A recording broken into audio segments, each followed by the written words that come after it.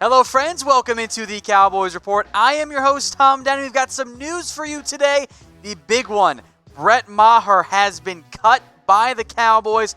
Kai Forbath coming in to replace him. It's a long overdue move at the kicker position, which is kickers, but it still matters at least a little bit in the NFL. Maher out. He was simply not good this year. There's no really other way to look at it. He was among the worst kickers in the NFL, had missed an NFL-leading 10 kicks this season. Meanwhile, Forbath comes in, was with the Patriots briefly this year, 1 for 1 on field goals, 1 for 2 on extra points, was then cut. Had to bring back Nick Folk there. The career numbers for these two kickers, I think it's pretty obvious who's the better one. And we know Maher has been really bad this year, was better his first year. In fact, outplayed Dan Bailey his first year, but had regressed pretty badly. And the Cowboys failed, not by bringing back Brett Maher, but by not giving him any competition. Now, Maher, better on extra points, longer and distance ability overall. Forbath, though, still pretty good from deep, more accurate from deep. And most importantly there, the 30 to 50% range. Brett Maher, under 53%. Kai Forbath, much more in line with his career numbers. So what is your one-word reaction to the Cowboys cutting Brett Maher? Let me know in the comments. For me, it's finally. And this is what producer Dylan actually told me before even looking at the graphic, which I thought was pretty funny. It's finally. It was long overdue. Maher has to go. Now, I'll make this point, as I made on Twitter, at WhatGoingDowney. This probably doesn't fix your issues. A, you got bigger ones than just your kicker. That's just a symptom, I think, of so many problems right now with this Cowboys team. And normally, good kickers aren't available in early December on the free agency market. So, Forbath comes in. He'll probably be an upgrade. It's kind of like going from an F to a D. Does it really fix your problems? No, of course not. But you had to try something. I'm glad the Cowboys finally did that in the end. I have a goal. It's an ambitious one, but I think we can do it. I want to get to 43K subscribers before the Rams game.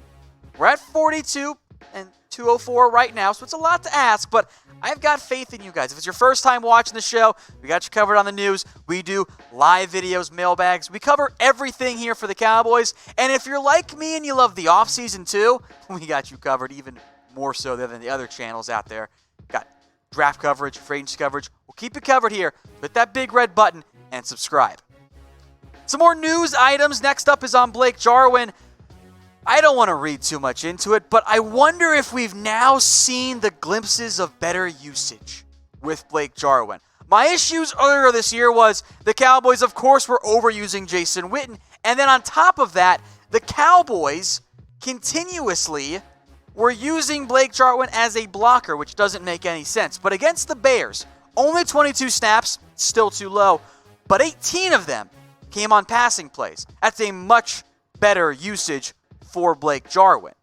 And hopefully that continues. Also, can we get Jason Witten off the field late in the game when you're trying to come back? He's old. He's slow. He is not the same caliber of weapon that Blake Jarwin is. The numbers back that out. So to use Blake Jarwin on less than a third of your passing snaps, and actually, so far this year, have used Jarwin more as a blocker, isn't just neglect of your tight end.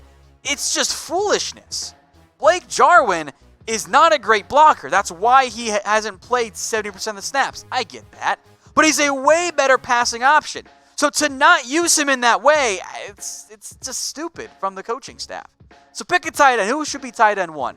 W for Witten, J for Jarwin. Maybe in the end it's actually kind of like the situation the Cowboys are in with their kicker.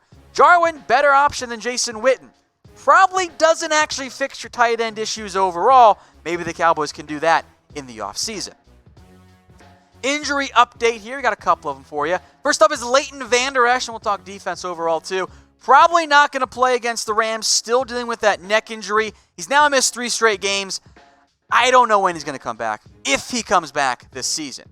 There is a reason for concern here, long-term and short-term. I don't like neck issues. They can have a tendency to linger and hang around.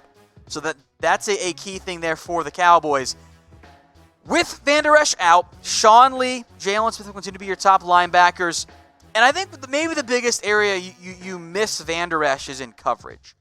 We'll talk more about Jalen, his coverage issues. Hasn't been the same guy in coverage, but he's a good blitzer. You want to blitz him more, which the Cowboys don't ever do. They need to do it against the Rams. But Sean Lee has not been good in coverage this year, and they're continuing to use Joe Thomas behind Sean Lee. You got issues with linebacker there. At this point, 6 and 7, get Vander Esch healthy. Maybe you get him back for the Eagles game, but as of right now, that feels more like hopeful optimism than the most likely outcome. Now, today's show is brought to you by BetDSI. Head over to chatsports.com/bet. Use that promo code on your screen. It's Cowboys120. It gets you a 120% deposit bonus. So you put down $50, extra $60 your way coming for free. Fun fact, the Cowboys this week are actually favored against the LA Rams despite their numerous defensive issues. There's a lot of problems right now with this Cowboys defense. The raw numbers might look okay in terms of points allowed. The points per drive numbers aren't great. And we watch the games. I'm talking we as in you and myself. It doesn't look great. A lot of issues. Missed tackles, blown gap assignments, and some of your top players haven't played that way. There are a lot of disappointments here. Now, DeMarcus Lawrence's pressure numbers are still fantastic. He has been elite against the run game. Look at those tackles for loss numbers. That's impressive. And the sacks will come, maybe not this year because it's so late in the year. His pressure numbers are more indicative of a 9-sack guy right now, not a 5-sack guy, but you just want a little bit more. Lawrence is not your problem, but he hasn't quite been the difference maker we saw last year, but I'm not concerned long term. I got bigger concerns about guys like Malik Collins, who, yeah, he's got some sacks. He's always been able to pressure the quarterback.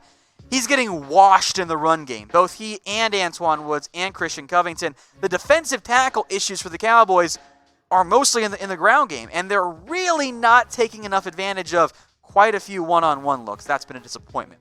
Now, Jalen Smith's production tackle-wise, whoo boy, 120. Let you guys in on a secret, folks. Tackle numbers, normally not the best way to evaluate linebacker play. I want to see Jalen Smith blitz more. Maybe stop matching him up against receivers, and we'll feel better about him in coverage. But he hasn't quite been the same guy. The tackle's coming too far downfield. I'm at least a little bit worried about him. I wonder if that knee's even 100% or if it's more like 95% right now. But I expected more from Jalen. Haven't quite gotten that, especially compared to last season. I thought we were going to get the Xavier Woods breakout, and after like week 9, I'm like, I think we've had it already. He had 4 takeaways through week 9. Since then, he's had 0. The playmaking is not there for Xavier Woods, and much like maybe Jalen Smith, Woods has not been bad by any means. Don't get me wrong. Smith and Lawrence and Woods, those players have not been bad. The problem is they haven't been dynamic enough, and if you're playing bend but don't break, you got to make some plays so you don't break, and the Cowboys and Woods haven't done that yet. Chidobe meanwhile, it hasn't been great. 634 yards for reference, guys. That is 4th most in the NFL. And if you're going to give up yards, okay, can you make plays on the football? That's not his game. So you got 2 options as a cornerback. Option 1, just don't give up any yards. That's kind of been Byron Jones' thing this year. Awuzie allowing a full 2 yards more per target than Byron Jones. It's a massive difference. Option 2, if you're going to give up yards, take the ball away, make plays. Awuzie's done neither. That's the problem right there. And we got to mention this too. The coaching staff has issues. The scheme is simple. There's no disguising of what you're trying to run there. And there's friction. Not just, I think, with coaching staff players. There's friction within the coaching staff too. And Bloom and Chris Richard ain't getting along too well right now. That's where we're at. And when regression happens, you have an elite year, you take a bit of a step back. I think that's maybe what's happening with Jalen Smith a little bit because he is so young. But when it happens on the defensive line, at the linebacker position, and in the secondary, is that a coaching issue? I don't think there's a firm yes or no answer. I think there's a probably answer, and I think the answer is coaching staff there. So who do you blame the most? Obviously, plenty of blame to go around. But who do you blame the most for the defensive issues this year? I lean coaching staff. It's very simple. You're showing teams what they're doing, and in today's NFL modern offenses, makes it a lot easier for them to make those types of plays. Let's talk more injuries here, a bunch to get through. We'll go a little bit quicker for you. Dak Prescott injured his right index finger, that's his throwing hand, of course, and sprained his left hand against the Bears. It is worth monitoring. but he came back in, he finished the game, and I think he'll play against the Rams. And hopefully, we can see a little bit more consistency from this offense, especially early in games. We know they can do it. They've done it earlier this year. They've done it in the fourth quarter when teams know they're going to pass. The problem is the second quarter issues and have not been very good as of late for the Cowboys. And look, Prescott's had a really good year. I mean, if I had told you guys that Dak Prescott would throw for 4,000 yards and would have 24 touchdowns before Week 15, y'all would be ecstatic. And I think for good reason. So with that in mind, grade Dak Prescott this year. And I wonder if the grades would be different if instead of being on a 3-game losing streak, you started the year 0-3 and then won 3 straight. Maybe you'd feel a little bit differently. I am in the B+, A- range. Dak has not been perfect. Dak's also been really good this year. I need to see a little bit better play from that fourth quarter into the second and third quarter. I also think it's fair to point out for Dak Prescott, coaching staff clearly not doing their best job. His receiving core leads the NFL in drops.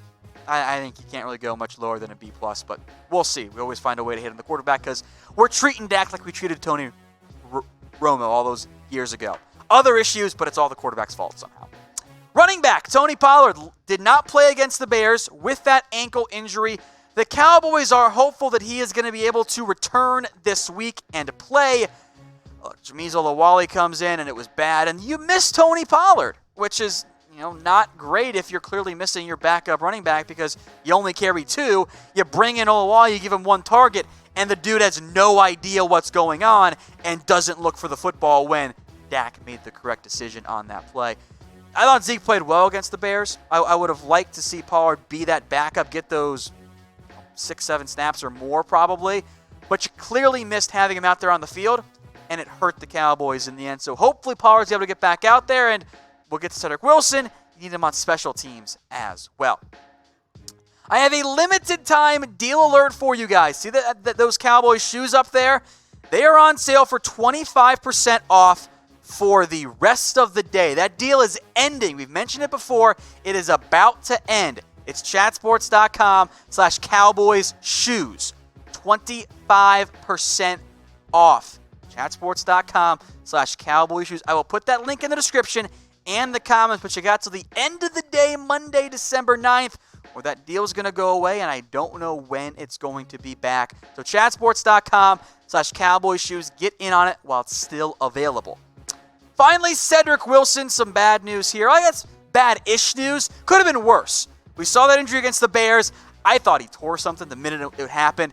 It's only a sprained MCL. That's the good news. Only. The bad news is you got 3 games left of the regular season. It's a 4 to 6 week injury. He's probably not going to come back this year. Now, the Cowboys have not yet placed him on IR. Maybe they won't until they're out of the playoff hunt, but the only time you're getting Wilson back is at the end of the year. I mean, I'm talking deep in the playoff race. At that point, how healthy is he? I would probably just IR him. You can bring somebody else to help you out on special teams, sign somebody from a team's practice squad. That's the route I would end up going. And as producer Dylan said, you wonder next year, Wilson competing for a roster spot, if he'll really play another regular season game for the Cowboys, certainly up in the air.